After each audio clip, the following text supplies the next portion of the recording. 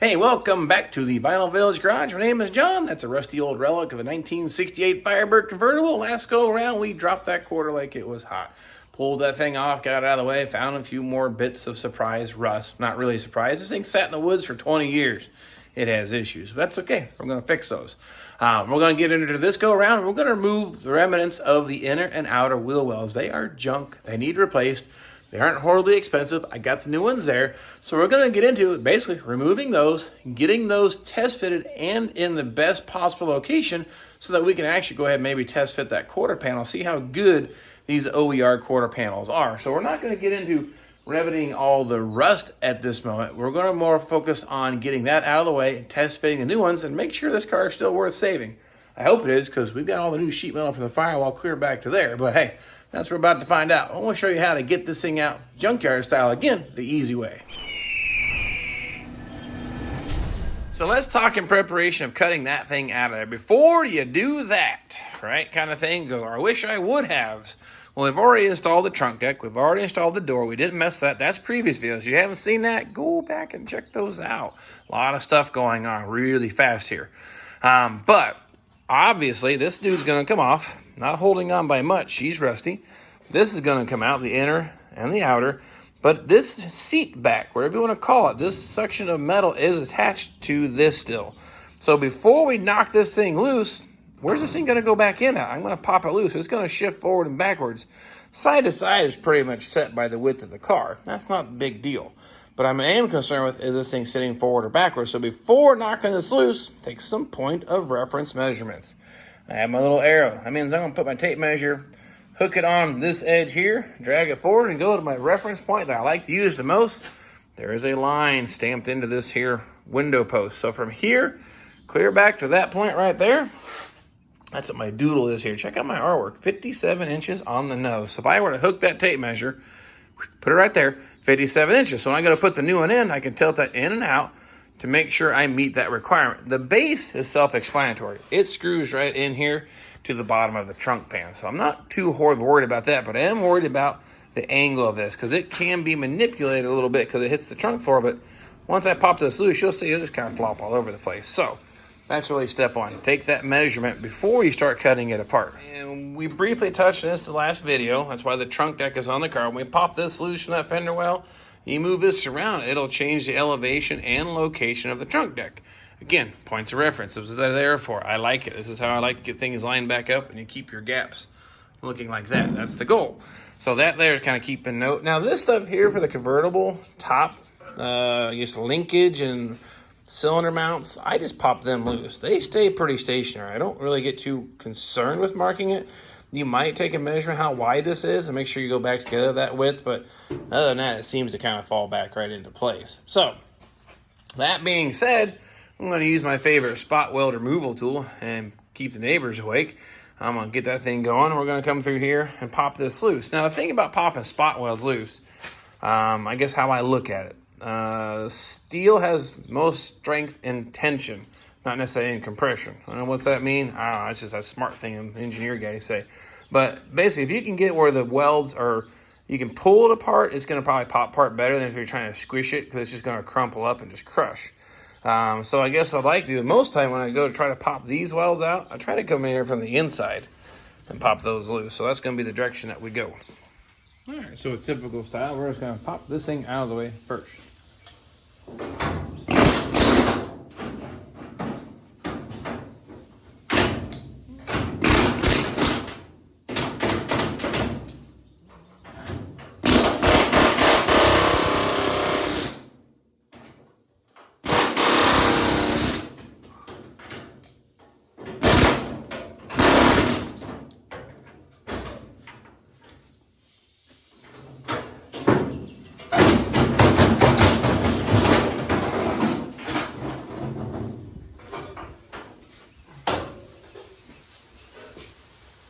Out of the way, a whole lot more room for improvement, right? I wanted to show you something. Of course, this is all broke loose and separated, but before we start popping the wheel wells out, reason, like I said, panel at a time, right? Why do I do it that way?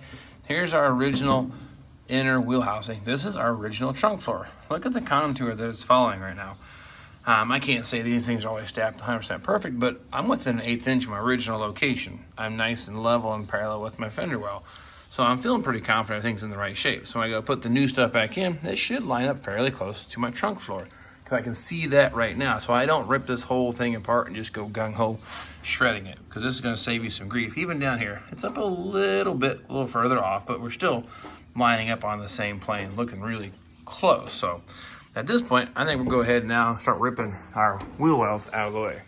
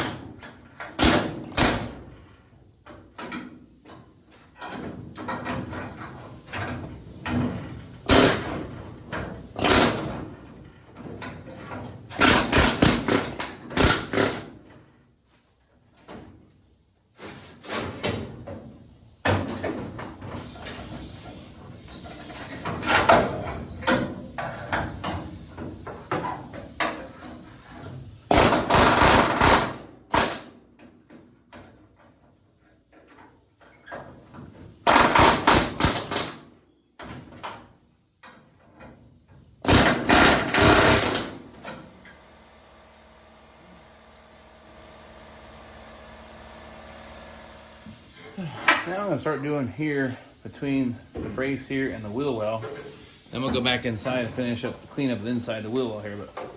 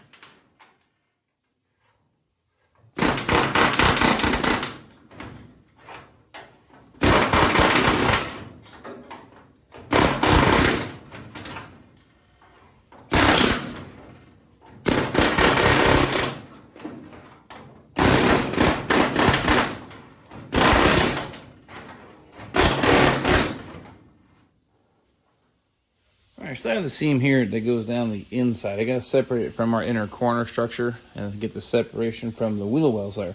Now, I have to go on the inside of the wheel well and finish getting this one out of the way, but we're going to cut this out first.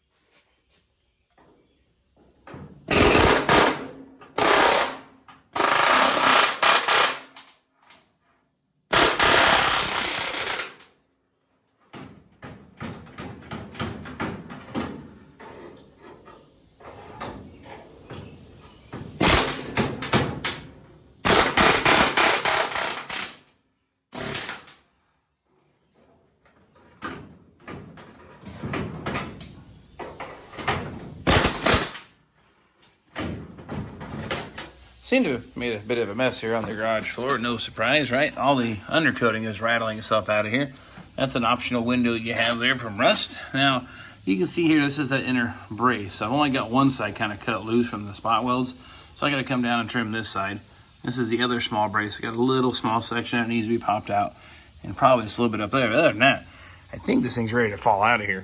And I'm going to do some reconstructive surgery here on the outer support.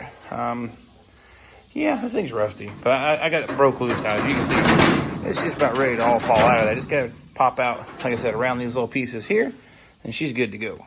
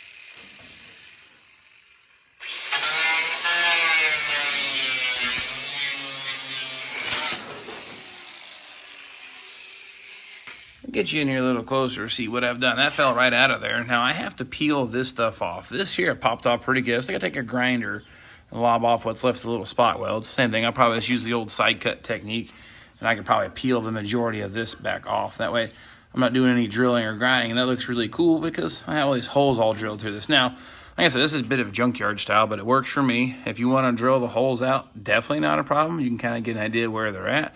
Just locating is kind of a pain, getting the drill is kind of a pain. I like making noise, and the air hammers always kind of work pretty good for me. So this edge here, it has a little bit of spots where it dimpled it, so I get a hammer and dolly. Same thing, kind of clear off the high spots with a grinder. And then back here, this piece here, same thing. Little remnants of the wheel well there.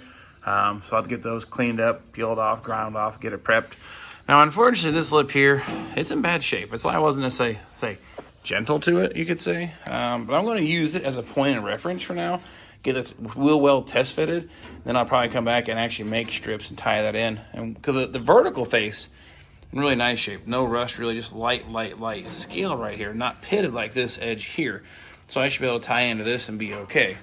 This is marginal, whether I should replace or not, but I think we're going to let it rip and I'm going to reuse it. Something I wanted to show you now, though, trunk deck still on the car. My gap here doesn't look too bad, but as I manipulate this up and down, I want you to watch that trunk deck. See that moving up and down? That's for me moving this bracket just a little bit. So that gets you an idea why it's important to use this all assembled so you can get that position and still keep an eye on everything. So I'm working on taking the side cuts, peel all that stuff off, take the grinder to it, get things prepped.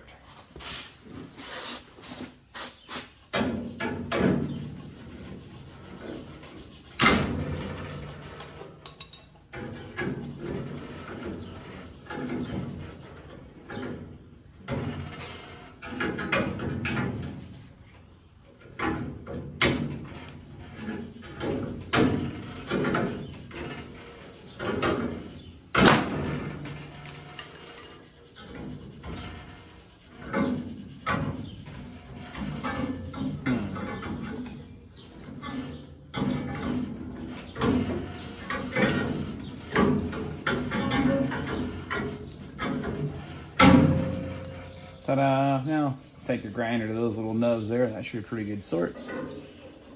I'll get these last little remnants out of the way. All right, got everything all buffed down now. That actually looks really, really good. This has a little more material to it than I thought. I buffed it off. Again, we use it maybe as a temporary. The end here looks real good, and the very end here is fine. So I may attach it and maybe attach it. But yeah, that's a little down the road. Got that buzzed off just the same. And the best part about it is look at this crap on the floor. This pile of dirt. Fortunately, that's the end of it. No more dirt should fall out of this car because everything has been cut off, replaced, or it's new. Because if you look very carefully, I'll let you out a little secret. The driver's side's already done. That's why anyway. So no more dirt on my floor. So that's like a victory for us. Now, I'm looking at the time, trying to figure out where we're at. That's how you get the wheel well out. I think I may do the assembly of the wheel well because I like to assemble the in and outer together and then test fit it. So that's probably going to be a separate video because I'm running out of time. Firebird Fest is actually today. I'm on the road right now, probably as you're watching this. So I got to get my car ready. I haven't done that yet. The Transmirado has a check engine light. I've said that once before, and you're thinking, John, how does a 69 Firebird have a check engine light? In case you have to stay tuned or watch some older videos to answer that question. So nonetheless, I'll wrap up, clean up this last pile of dirt for the old Lamborghini project here, and then grab the camera, get to doing those fender wells, get them assembled to show you how they get test fitted, and then we're going to throw that quarter skin on and show you how good that goes on, and hopefully it's really good, and I hope to see you all then. Lobbed off the quarter skins of the 68 Firebird convertible, and something's kind of interesting here. You flip these things over, it's kind of like reading the tree rings, right?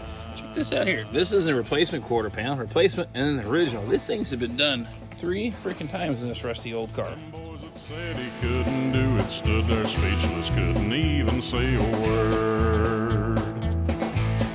When they saw how good his restorations looked and thought about the trouble they had stirred. So don't you make a double dog dare or draw a line out in the sand, 'cause